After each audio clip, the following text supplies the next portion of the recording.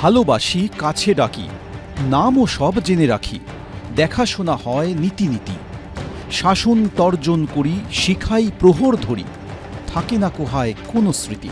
অবসরের পর যে স্মৃতি হাতড়ে বেড়ানোর কথা শিক্ষকদের, চাকরি চলাকালীনই বয়ে বেড়াতে হচ্ছে সেই স্মৃতিভার।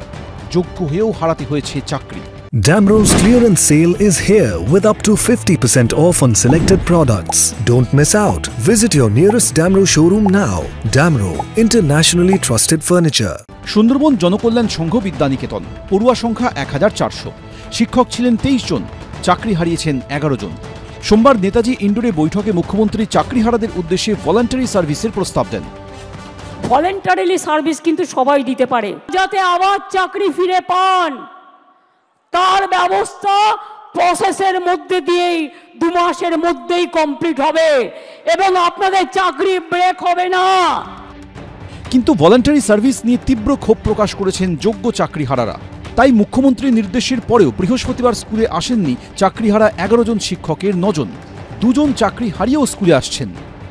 এটা তো আমার অ্যাকচুয়ালি বলতে গেলে যে বহুদিনের অভ্যাসই বলা যেতে পারে, এক প্রকার ভালো লাগা ভালোবাসা সব কিছুই এক ধরনের।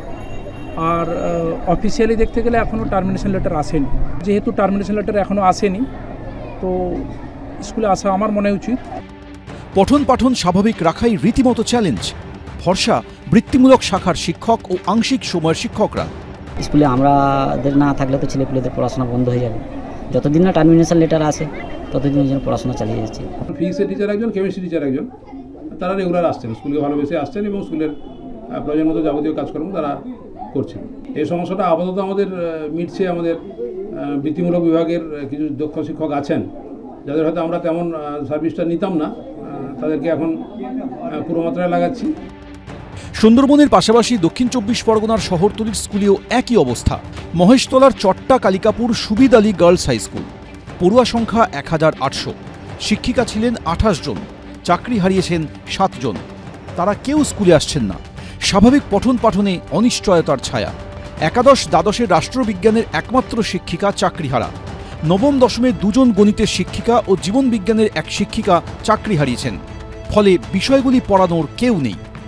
7 জন স্টাফ চলে গেছে, তারা আসছেও না। এবার পরীক্ষা চলছে, ফার্স্ট সামেটিভ পরীক্ষা চলছে, সেখানে আমাদের একটা বিশাল ঘাটতি দেখা দিচ্ছে এবং ম্যানেজ করাটা একটা খুব টাফ ব্যাপার হয়ে যাচ্ছে। বুধবার দুপুরে ডিআই অফিস অভিযান ঘিরে ধুমধুমার বাঁধে কসবায়। চাকরিহারাদের নির্মমভাবে লাঠিপেটা করে পুলিশ, শিক্ষকদের মারা হয় লাথি। প্রতিবাদে এবার অনশনের রাস্তা বেছে নিলেন চাকরিহারারা। সল্টলেকে এসএসসি ভবনের কাছে সকাল থেকে রিলে অনশনে বসেছেন চাকরিহারা শিক্ষকরা। তাদের দাবি ফিরিয়ে দিতে হবে হকের চাকরি। গৌতম মণ্ডল, এবিপি আনন্দ, দক্ষিণ 24 পরগনা।